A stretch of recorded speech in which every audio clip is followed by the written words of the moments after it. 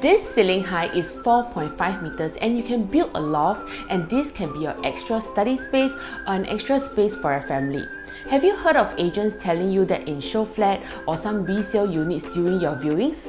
Question is it worth to pay for this airspace?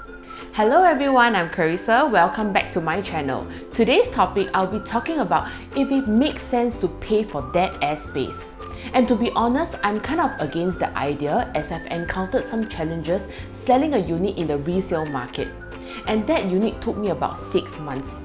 Such units generally take a longer time to sell as it would be priced higher due to the airspace, and if buyers were to make comparison, they rather go for one that has a normal ceiling height. Well, that was what I thought too, until recently I came across some data at the Glades, a condo that is beside Tanah Merah MRT station.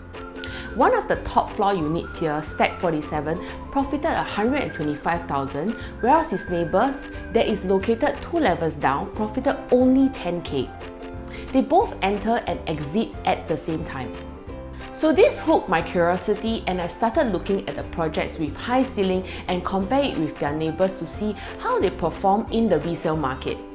And true enough, these very profitable transactions do have one thing in common. The units which I was referring to at the Glades are both one bedroom at 452 square feet located in the same stack. The top floor unit is 667 square feet, which means that the actual living space is 452 and the extra airspace is 216 square feet. So based on per square foot, the top floor unit was purchased 35% cheaper than the average one bedroom during the launch. Which also means that the owner of the top floor unit, if they target to sell between their purchase price of 1078 PSF and the average launch price of 1450, it is easily attainable and bound to profit. But in order for the one bedroom in the Glades to have a similar profit of 125,000, they need to sell for at least 1726 PSF. I'm not saying it's not possible to attain, but what I meant here is that if we compare both units, which one will be easier? So another similar trend was spotted at Park Colonial. A 464 square feet one bedroom was averagely sold at 1823 PSF during the launch, whereas the top floor units with higher ceiling were sold for 30% cheaper. So in the resale market, ROI for one of the top floor units was at more than 100% based on a 25% down payment, whereas ROI for the one bedroom within the same stack was just slightly more than 50%. So the key thing here is, if you are looking to buy a unit with high ceiling, what I would say is, if it's a good and safe purchase, it will be at least 30% cheaper than the average transacted prices. However, this concept may not apply to all unit types.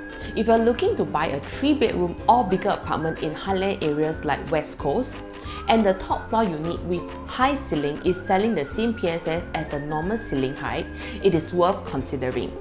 Because the profile of your future resale buyers, they tend to buy such units for own stay purpose, and they're bound to be more emotional and don't mind paying a premium for it.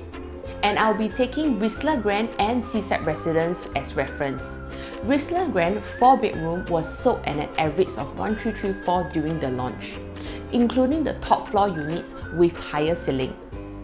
In the resale market, its top floor unit was able to command similar price as the typical 4-bedroom despite having the same living room area.